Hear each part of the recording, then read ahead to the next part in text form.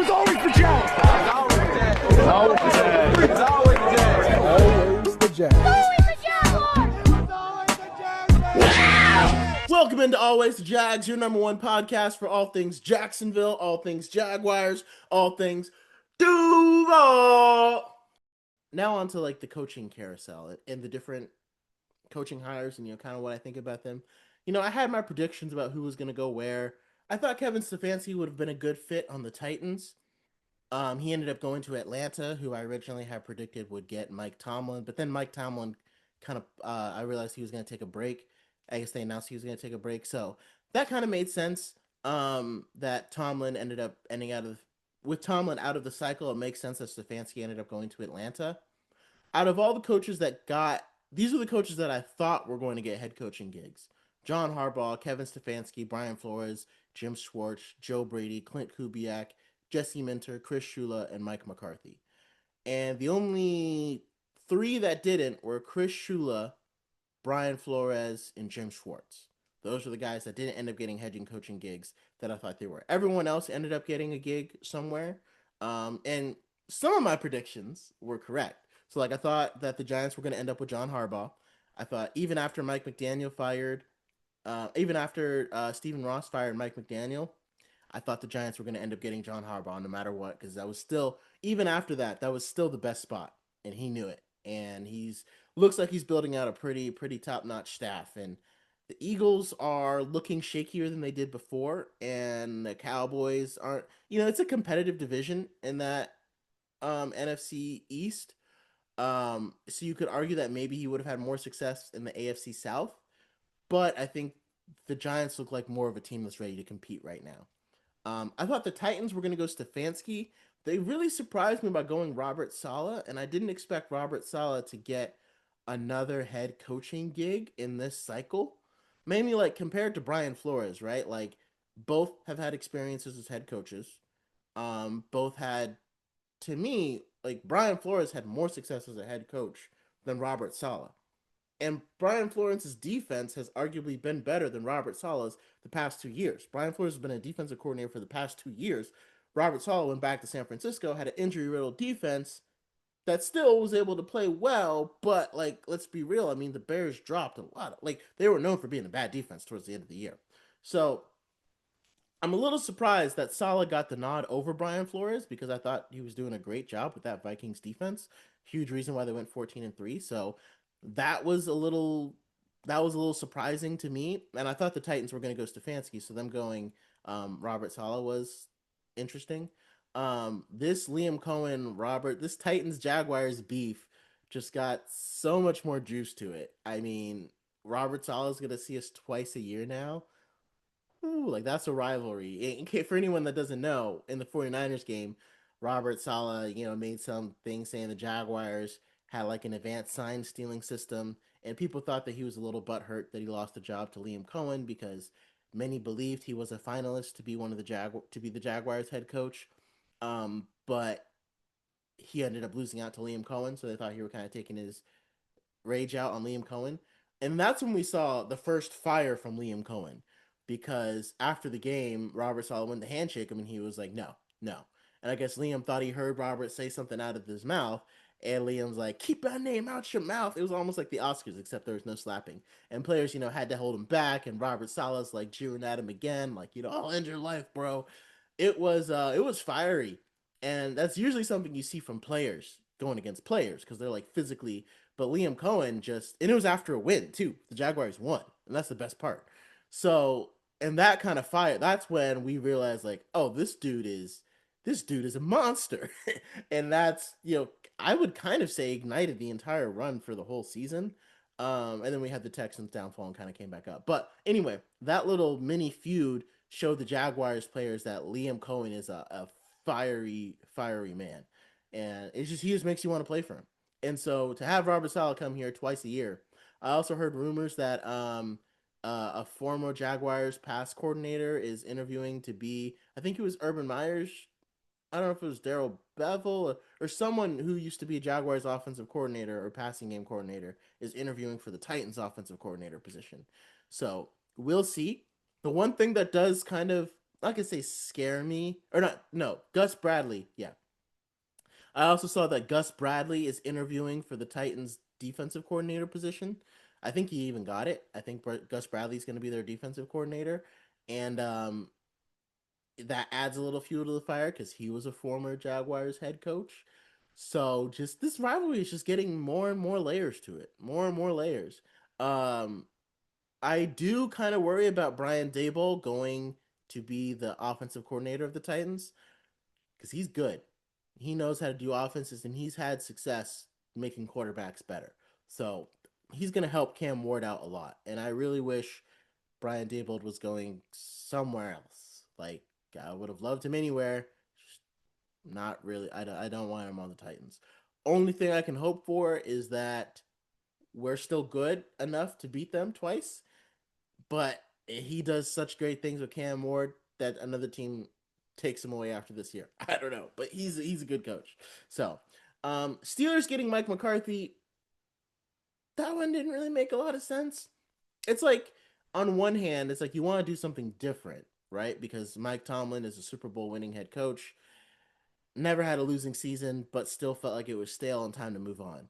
So then they brought in a guy who's 10 years older, also Super Bowl winning head coach, very few losing seasons, but again has like a 20-year career. And it's kind of like, what? Like, it feels like they just hired the older, whiter, fatter version of Mike Tomlin. Like, I don't get that. I don't really get what the Steelers are doing. Like, on one hand, again, you have a guy who's a proven winner. He had success even when he was with the Cowboys. But like at this point in his career, it's like it's kind of Super Bowl or bust. Like, you can't just get to the playoffs with your Mike McCarthy and be like it's okay. So, and you think they would kind of want like a young, fresh voice, one of these coordinators. I thought Brian Flores would have been a great fit for them, but they went Mike McCarthy, so I guess we'll see what happens there. I think the Browns made a huge mistake by picking Todd Monken over Jim Schwartz as their head coach. That was the strangest decision I've seen. And also apparently the Browns head coaching interview process is grueling. So I thought the Browns were going to elevate Jim Schwartz so they didn't lose him because I thought there was a good chance he could get a head coaching job. And then bringing Todd Monken in as their offensive coordinator would make a lot of sense. But nope, he's their head coach. Because again, I don't think Todd Monken is safe in Baltimore. I don't know if because the Ravens ended up getting Jesse Minter, who I did think that the Ravens were going to get. There was a lot of people. I can't really take credit for that. A lot of people were predicting. A lot of people thought it kind of seemed like it was going to go that way. Um, but the Ravens get him, and Todd Monken's not really safe in Baltimore. So I would kind of think that like he could be the Browns offensive coordinator, but I even thought the Browns would be a great spot for Brian Daboll because I mean he could really revitalize that offense. I thought they might even hire him as their head coach. To me, I would take Brian Daboll over Todd Monken, but again, Todd Monken has had offensive success, so I guess we'll see. Jim Schwartz is not happy about it, so that will be fascinating. Um, had Anthony Campanelli ended up leaving, I would have been like, hey Jim, you want to come over here and enact your revenge on the Browns? Um, he's gone, by the way. There's no way he's staying on the Browns. He's going somewhere else to be a DC, and we'll just see where he lands. Um, I thought the Falcons would get Joe Brady, and they ended up going for Kevin Stefanski, which again makes a lot of sense. Both teams have, I mean, again, it's that powerful running game that both of those coaches like, and Bijan Robinson, James Cook, kind of cut from the same cloth. Um, so I see why the Falcons went with Kevin Stefanski and what appealed to him there. Having Bijan Robinson, he does have some quarterback like questions, but also it's kind of like, are the Falcons gonna get rid of Kirk Cousins now? Because like his if they release him, his best fit is still Atlanta. So I don't really know because like that's his number one fit. Like his old coach is going to be there. He had some success with them last year. Led them on. I think he won at least 3 or 4 games while Penix was hurt. So I guess we'll see. I guess we'll see. Michael Penix had an up and down year and he was injured. So the Stefanski hire from the Falcons, so that does make sense. I thought Mike Tomlin could go there, but it looks like he's going to take a year off. So that makes a lot of sense for them. The Bills firing Sean McDermott was like that was extremely surprising to me. A lot of coaches getting fired this year was kind of surprising. I mean, once the Ravens got rid of John Harbaugh, it was kind of like open season. Like Mike Tomlin was no longer safe after the Ravens got rid of Harbaugh, and it kind of felt like whoever lost that game was going to get fired. But Sean McDermott, I mean, he led the Bills. He's only not been to the playoffs like once. Like there's few coaches who can even like sure Mike Tomlin has never had a losing season, but like how many times can you say he's never not led his team to the playoffs? Only one time. So that was surprising. I think Sean McDermott's also probably going to take a year off because it was probably a lot of turmoil, and he and Mike Tomlin will be some of the hottest names next year's cycle. Um, at first, I didn't understand why the Bills elevated Joe Brady to head coach because, like, you fired Sean McDermott for not getting you into the playoffs. So why would you elevate a guy from McDermott's staff to get you a different result next year, right? But also, I can look at it from this perspective. The Bills were going to lose Joe Brady no matter what. He was going to get hired by somebody else to be their head coach. And so by elevating him, they keep him and the offense together. And the main issue for the Bills of late had been their defense. And Sean McDermott is a defensive guy, which is why it was a little confusing. So there's going to be a lot on that defensive coordinator, whoever they bring in, to make sure that that defense is ready to go. Jim Schwartz, anybody? I'm sure he would take that in a heartbeat. Go play one season with the Bills, let that offense help set up your defense, and then go become a head coach next year. That's a good deal to me. That's if I'm Jim Schwartz, I'm calling the Bills saying, when would you like me to start? Right? Or at least interviewing for it. So we'll see there. Raiders, I predicted we're going to get Klint Kubiak. They need a young, bright offensive mind to pair with their number one pick and Fernando Mendoza. And again, the fact that he was able to help Sam Darnold have sustained success is the reason why they want him.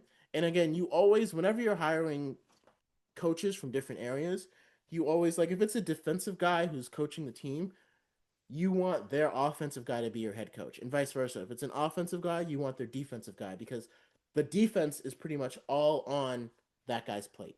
And so, like for Klint Kubiak, Mike McDonald is a defensive guy. That's why the Seahawks defense is so good. Those are his schemes. So Klint Kubiak, the offense is completely on him. And the Seahawks offense has been prolific as well. I mean, look at what he did for JSN. The way that he's nurtured JSN along. So Klint Kubiak makes a lot of sense for the Raiders. Obviously, they're going to get Fernando Mendoza. Probably try to pair him up with a young receiver. And, the Raiders may not be as far away as people think. Keep saying that the Jaguars would trade for Max Crosby. I don't see that happening. But I think Klint Kubiak, he was one of the ones I predicted, and that makes a lot of sense to me. I already talked about the Ravens and Jeffy Minter. Jeff Hafley to the Dolphins. I didn't really get that one. Because, like, Jeff Hafley's been a good defensive coordinator for the Packers. But, like, without Micah Parsons, the defense kind of cratered. And, like, I get it. Micah Parsons is kind of like the anchor. But also, like, there are other teams who have good defenses where it's not only relying on one guy. So, I don't know. That one kind of, I don't really see the upgrade in him versus Mike McDaniel, especially because your defense was kind of coming together pretty well. Like, it wasn't really the issue. It was kind of Tua in the offense, which I guess makes sense why McDaniel was fired, but to go in the different direction and get, it just feels like there are better options out there. And, like, I feel like if I'm Stephen Ross, I'm kind of regretting firing Mike McDaniel because I don't think that he was he would have between him and Jeff Hafley. Jeff Hafley doesn't really look like an upgrade over Mike McDaniel. Now maybe he'll prove me wrong, but it doesn't seem like it at first. It seemed like Stephen Ross did that to go get John Harbaugh, and then realized, oh, John Harbaugh can go wherever he wants, and he's probably not going to pick Miami. So, and then the Cardinals get Mike LaFleur. Mike LaFleur is a great offensive coordinator. I didn't realize he was he wasn't really being talked about as much. That's why I didn't predict him going anywhere. I thought the Cardinals would try to get someone steady like Mike McCarthy. Um, to just kind of like steady the ship because they've had so much turnover by going to guys with no head coaching experience, and looks like they're going to continue doing that. I mean, they tried it with Cliff Kingsbury, bringing him from college. Then they decided to bring in Jonathan Gannon from the Eagles, and now they're bringing in another guy who's coaching the NFL. So it's interesting that there's no guys in this cycle going from college straight to NFL head coaching. But I think a lot of college coaches like where they are, and I think a lot of NFL guys prefer to see like they'll have a college guy come up through the ranks as a coordinator, like Joe Brady did, and then become a head coach, rather than like become a head coach somewhere and then become a coordinator.